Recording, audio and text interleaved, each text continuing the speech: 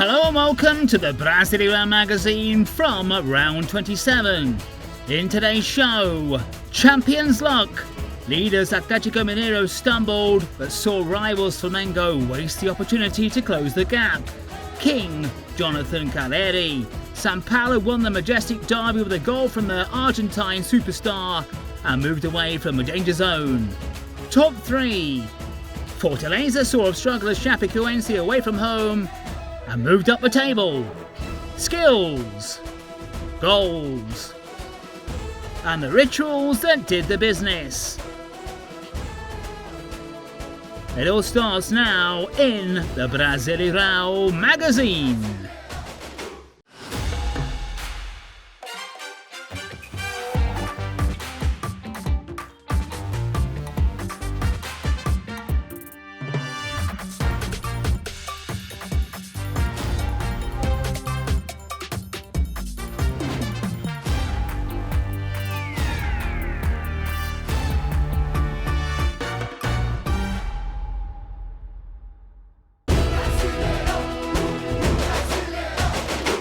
Bottom side, Chapecoense knew their chances of first division survival were virtually zero when they faced Fortaleza in the Arena Condá. Fortaleza were at the opposite end of the table and looking to stay in the top 3. Pintado went for 3 centre-backs but had to make some changes in midfield and the left wing as Denner and Mancha replaced Anderson Leite and Bussanello. With the Copa do Brazil semi-finals coming up, the Lions rested Chichi, Ederson and Lucas Crispim and didn't have the suspended Hobson. Jussa, Honnold, Bruno Melo and Enriquez earned a spot in the starting 11. The away side got off to a good start. With 5 minutes on the clock, Enriquez had a go, but Caleb blocked the effort. But Chape's keeper was soon beaten. Bruno Melo got the ball from Mateus Vargas and tried to shoot. The ball deflected off Mateus Ribeiro and went into the net. And the tricolor do PC opens the score in the Arena Condá. The first goal from the fullback as Fortaleza opened up the scoring. Benvenuto got it all wrong and Rodriguinho stole the ball. He went one-on-one with Felipe Alves and fired in the equaliser. Rodriguinho, a terrible mistake of Marcelo Benvenuto. A big moment for the 20-year-old in only his third match as a pro. Chape came back from the break looking to draw level. Giovanni made a nice move and created a good chance with a shot from outside the box. Chape stole the ball and Caio Nunes went up the other end of the field to put the ball into the back of the net. But this was overturned as the officials belatedly spotted a handball in the home side's area. Iago Pikachu stepped up for the penalty and handed Fortaleza the win. And Iago Pikachu scoring 2-1 for Fortaleza. What a comeback. What a second half. Chape have now gone 14 games at home without a win, as a return to Serie B edged ever closer. Fortaleza have already picked up more points than they did last season and are up to third in the league. Bahia were in the relegation zone as they travelled to Belo Horizonte to face América Mineiro. The Rabbits had lost coach Wagner Mancini, who'd moved to Gremio. Assistant manager Diogo Giacomini took over and kept the same formation for the last few games. Guto Ferreira also repeated the same formation that tied with Palmeiras in the last round. The first good chance came from the away side. Aquí got the ball on the right and centred. Juninho Capixaba finished and prompted a superb save from Mateus Cavicchioli. America responded with 39 minutes on the clock. Ademir sent the ball into the area and Eduardo Baumann came close, but Danilo Fernandes did enough to keep the attempt out. After the break, the home side took control of the match. Juninho won the ball from Conchi and progressed on the left. The team captain centred. Ademir headed but missed the target. A great opportunity for the Rabbits. Now there are some spaces here for America as those white shirts move forward. A chance here! And it goes over. Bahia also created their opportunities with a set piece. Juninho Capixaba sent the ball into the area. Gilberto tried to finish, but Cavicchioli made the save, and then the defenders cleared. In the final minutes, the Rabbits had one last chance to come out with a win. Ademir brushed off the defender, reached the byline and crossed. Luis Octavio tried to clear but almost put the ball into his own net. 0-0 the final score, and a poor result for both teams. America remain in mid-table, Bahia remain in trouble. After almost 2 months without a win at home, Palmeiras are trying for the top 4 as they hosted Internacional. The Colorado were hoping to snatch their first ever victory in the Allianz Parque. Abel Ferreira welcomed back Weberton, Gustavo Gomes and Piqueres from international duty. Daniel withdrew just before the kickoff, but Edilson was back after Brazil's World Cup qualifiers. The home team started the game with more intensity than previous matches. With just 3 minutes on the clock, Dudu got the ball from Luis Adriano and centred. The delivery passed Rafael Veiga, but Marcos Rocha smashed his shot onto Marcelo Lomba's post. Yuri Alberto took possession in midfield, progressed very nicely and went past Marcos Rocha. The striker finished and forced Weberton to go to work with a good save, which was then cleared by the defenders. Palmeiras went on the attack once again. In this free kick, Rafael Veiga beat the wall and was just inches wide of Lomba's woodwork. After the break, the Greens remained on top. Holly received the ball on the right and tried to cross. His effort deflected off the arm of Cuesta, and the referee awarded the penalty. To rub salt into the wounds, Edilson was then red carded, leaving Inter down to 10. Rafael Veiga converted his shot with perfection into the top corner to open up the scoring for Palmeiras as the fans went crazy in the Allianz Parque. Now the top scorer of the Verdão in the Campeonato Brasileiro, Rafael Veiga. Palmeiras 1, Internacional 0. Moses got the ball from Yuri Alberto and tried to shoot. Luan got a touch, and that almost went past Weberton. With 81 minutes on the clock, there was another opportunity for the away side. Zé Gabriel tried a long-range shot. The ball deflected off Danilo Barbosa and almost beat Weberton, who managed to do just enough to keep it out. End of story in the Allianz Parque as Palmeiras moved to 43 points. Internacional remained on 39, outside the top 6. Atletico Paranaense were trying to secure a spot further up the table as they went head-to-head with Fluminense in the Arena da Baixada in Curitiba. Both teams were in need of the victory as the Hurricanes had tied with Chapecoense in the last round and Flu had no wins and no goals in their last 3. With their minds on the upcoming Copa do Brasil semi-finals against Flamengo, coach Alberto Valentim rested some key players but brought in Hitchard and Christian. Fluminense's Marcao was without the experienced Fergie, so youngster John Kennedy led the attack. Marlon also replaced Danilo Barcelos at left back. After a nice move from the Rio team, Samuel Xavier sent the ball into the area.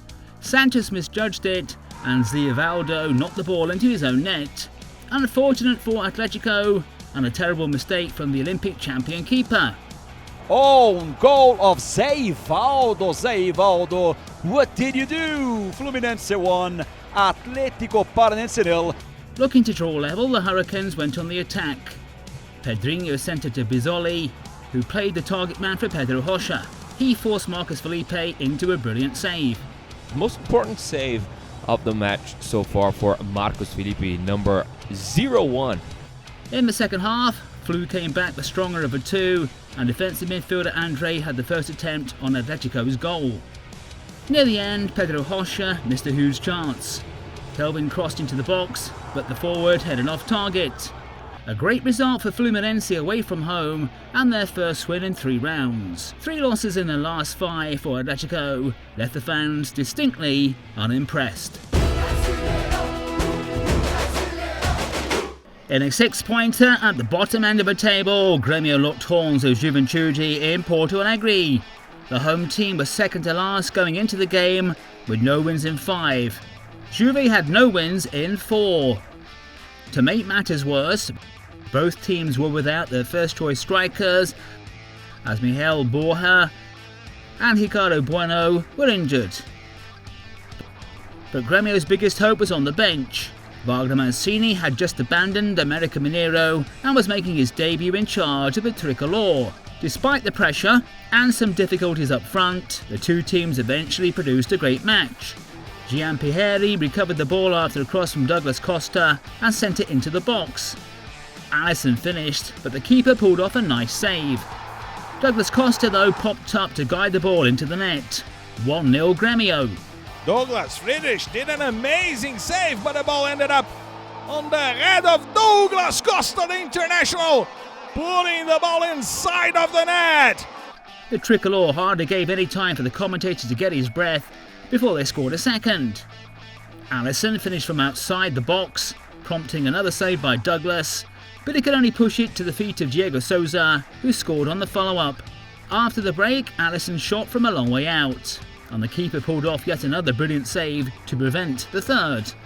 But minutes later, Rafinha centred, and Villasanti headed home. 3-0, the fans went crazy in the arena. Juve then mounted a comeback. Sorriso recovered the ball in the box and found the net to make it 3-1. After the good play by Paulinho Boia, the pass and the cross by Guilherme Castilho finding the foot of Sorriso. The away side back in it. In stoppage time, Juve then scored a second. Wesley crossed and Hobson headed in. No chances for Breno. 3-2, but time was up. Game over. Gremio's fans were thrilled with the win as Wagner Mancini helped end the 5-game winless run. The result left Juventude back in the bottom 4. Ceará came up against Red Bull Bragantino on Sunday evening. The Massa Bruta had won against Atletico Goianiense but needed more points to return to the top 4. Ceará were desperate to stop their drift down the table. The Vozão had the return of Ricardo Sobral in midfield as Thiago Nunes changed the formation from previous matches. Red Bull had several first-choice players unavailable and made changes. Italo had COVID and was out. Eric Ramirez and Leo Ortiz were suspended. With just 12 minutes on the clock, Elinho scored a masterpiece to open things up. He exchanged passes with Hurtado and shot from outside the box to score the first for the away side. For Red Bull Bragantino with Elinho. What a well-worked play, counter-attack pass, received it back from Hurtado. In the second half, Alejandro recovered possession and tried to beat Hitchard. The keeper slipped and failed to get hold of the ball. This was another big decision as Alejandro appeared to handle the ball before doubling the score for the Massa Bruta. 2-0, but Ceará bounced back. In stoppage time, Gabriel Santos tried a shot. The ball deflected off Fabricio Bruno and went in. 2-1. Ceará then threw everybody forward for the equaliser. With a staggering 98 minutes on the clock, Gabriel Acera struck from outside the area. The unfortunate Fabricio Bruno again got a touch and sent the ball into the back of his own net for the second time. Believe it or not, ladies and gentlemen, a late equalizer from Ceará. Late drama in the Castelão. 2-2 the final score. Ceará were happy with the point after being 2 down. Red Bull, though, failed to enter the top 4. Atletico Goianiense took on leaders Atletico Mineiro in Goiânia. The home team had Marlon Freitas back on the bench after 3 months due to injury. Cuca rested Jair and brought in Cheche to midfield. Before the match, a Dragons employee threw rock salt on the goal line. This has become a familiar ritual at the club, but it hadn't brought any luck until Sunday night. The game started with a highly contested moment.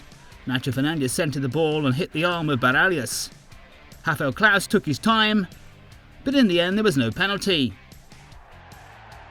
Janderson showed some skills to beat the defender and Everson had to be at his best to block his shot. In the follow-up, Zé Roberto was also denied by Gallo's keeper. Guga tried to advance on the right, but ended up bringing down one of the assistant referees. But he was soon back on his feet. The goals came in the second half. Nacho took the corner, and Nathan Silva headed home to score against his former team and open things up in the Dragons' den. 1-0 Gallo. But the equaliser came quickly after a mistake from Atletico Mineiro. Marlon Freitas recovered the ball and set up Janderson, who hammered it into the back of the net. 1 apiece. Everson half cleared the danger after a corner, and the best player of the match, Janderson, picked out Oliveira, who did the rest, the substitute giving his side the lead. The away side tried their best to draw level.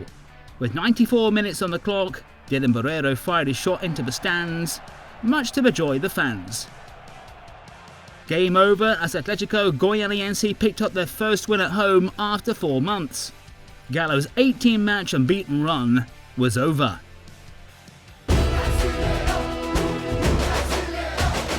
With 2 games in hand, Flamengo wanted to take advantage of Galo losing their match as they faced Cuiabá. But this was always going to be tough as the Dourado hadn't lost a single game away from home since round 2. Renato Portaluppi welcomed back Everton Ribeiro and Gabriel Barbosa, who'd been on duty with Brazil. Jorginho sent out Cuiabá with no surprises, but Lucas Ramon replaced the suspended João Lucas at right back.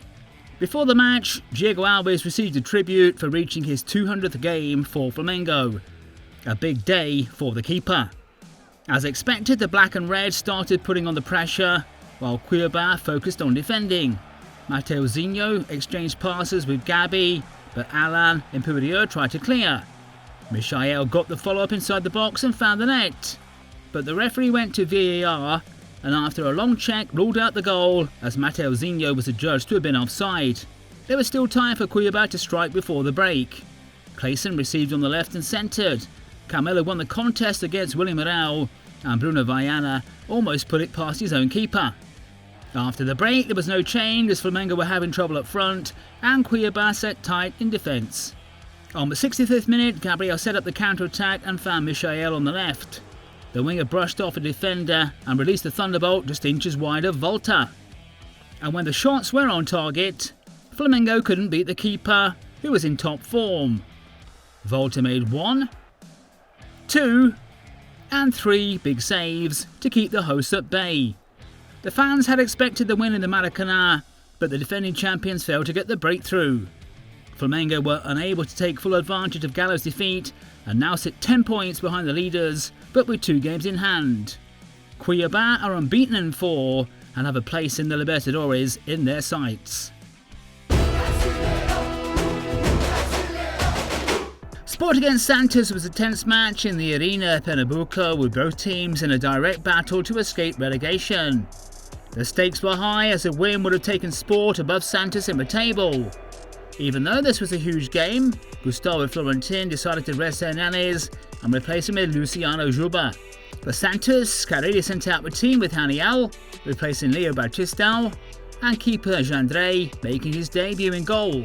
The away side had the first chance. Carlos Sanchez shot from outside the box, but the ball went wide. There was a quick response from Sport. Gustavo advanced past the defenders but finished poorly, and no problems for Jandré. Santos went on the attack again. Lucas Braga entered the area and hit Mailson's post. Santos didn't have any clear chance until the ball got to Lucas Braga. In the second half, the woodwork came to the rescue for Santos after Jose Wellison took advantage of a corner. Then after a cross into the area, Marcao hit a volley. This would have been a sensational goal if it weren't for the brilliance of Jandré.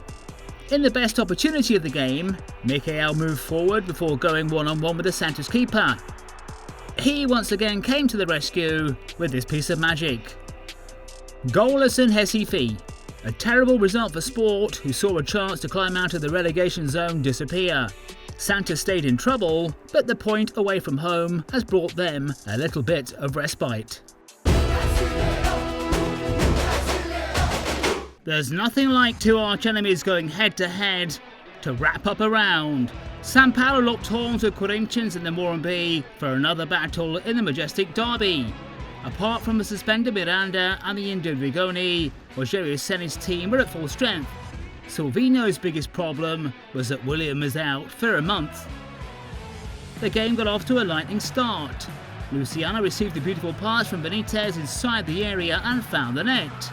But a flag had come up on the far side, and the offside was finally confirmed by VAR, though it was very tight. Just 5 minutes later, Sao Paulo were in front. Reinaldo advanced on the left and found Caleri with a perfect cross. The Argentine reacted quicker than the defenders to put his team in the lead. He gives Sao Paulo the lead at Morumbi Stadium. The tricolor ahead with good support in the stands. Corinthians tried to respond with Jorge Guedes. Gabriel Pereira centred, but the number 1-2-3 missed the target.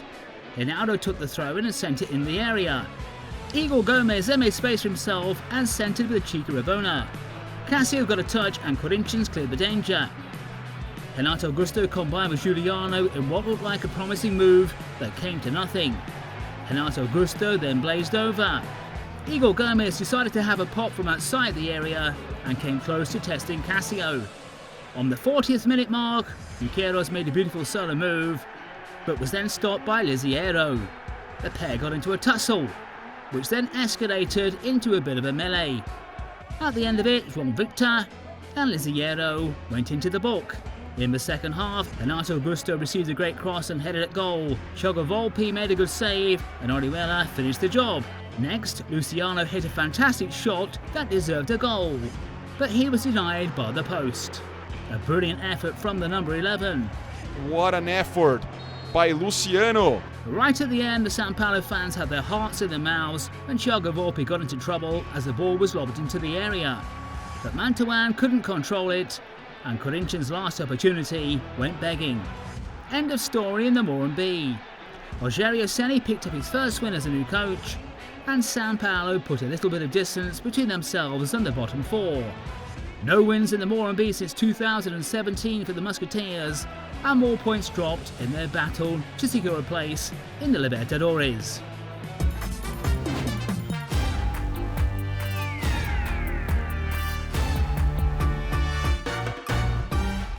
We rarely see a penalty make our top three, but this one couldn't be overlooked. Green's midfielder Rafael Veiga hit this with a lot of power straight into Marcelo Lomba's top corner. Absolutely impossible for the Inter keeper, and 3 points in the bag for Palmeiras. Beautiful goal here, putting the ball right on the edge, on the left corner here. Great one.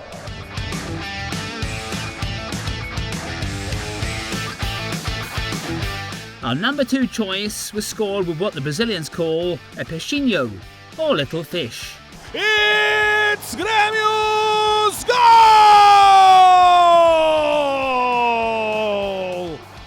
Gremio's defensive midfielder, Viasante, scored his side's third in the game against Juventude after a superb cross from Rafinha. A perfect finish from the Paraguayan.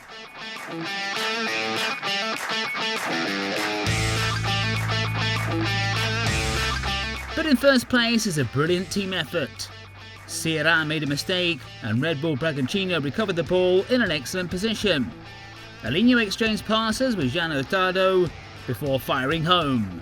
What a well-worked play, counter-attack pass, received it back from Hurtado and buried that bad boy in the back of the net. A wonderful shot from Alinho, who has become a regular in our top 3.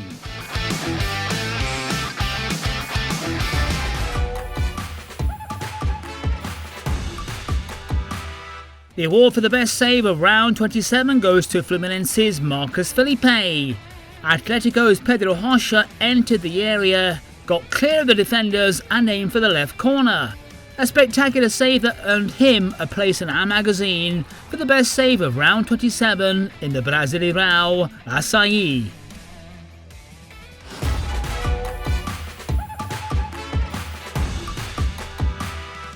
The best piece of skill of the round came from Guilherme Arana, who pulled off a gorgeous nutmeg between Arnold's legs. The left back had no space, but this bit of trickery displayed his full talent. Guilherme Arana with the best skill in round 26.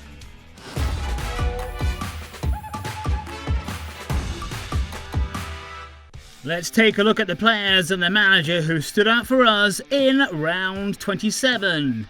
In goal, we've gone for Volta of Cuiabá. Our right back, Marcus Rocha of Palmeiras. The 2 central defenders, Gustavo Gomes, also of Palmeiras. Oliveira from Atletico Goianiense. At left back, Bruno Melo from Fortaleza. In midfield, Viasante, Gremio. Igor Gomez, Sao Paulo. Rafael Veiga, Palmeiras.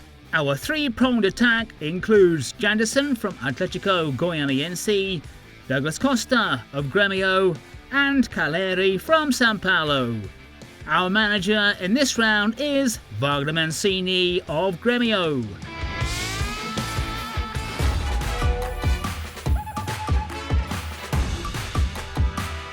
The speedy winger Janderson is our best player of round 27 of the Brasileirao Açaí.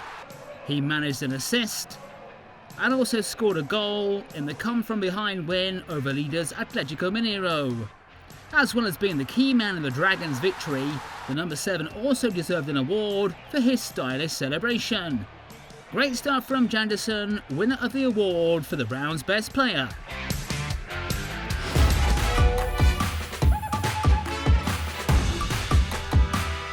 With 27 rounds gone, it's getting very tight at the top and the bottom of the table. Atletico Mineiro continue to lead the way, 10 points ahead of second place Flamengo. Fortaleza, Palmeiras, Bragantino and Corinthians are in hot pursuit. Looking down at the wrong end, only 4 points separate América Mineiro in 13th and Juventude, who are the first side in the relegation zone. The other 3 sides in trouble are Sport Recife, Gremio and Chapecoense.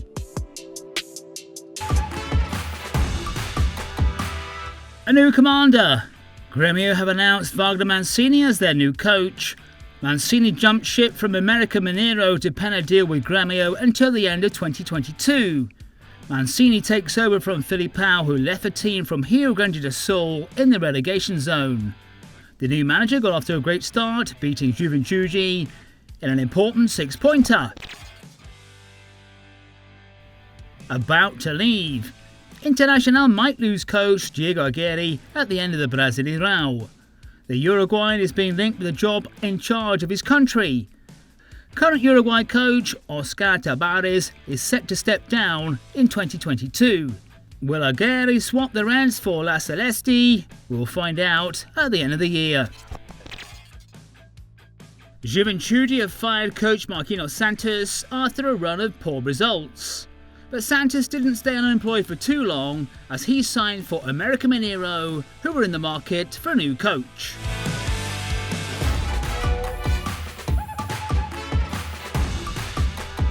Round 28 of the Brasileirao Açaí starts on Saturday with Santos against América Mineiro. Juventude Ceará, the big derby between Fluminense and Flamengo. Fortaleza against Atletico Paranaense. On Sunday, leaders Atletico Mineiro face Cuiabá. Internacional lock horns with Corinthians. Red Bull Bragantino come up against Sao Paulo and Bahia take on Chapecoense. Round 28 closes on Monday when Atletico Goianiense clash swords with Gremio, plus Palmeiras against Sport Recife. That's it for this week. We hope you're enjoying our coverage of the toughest, most exciting league in the Americas, and we'll be back next week with more action from the Brasileirao.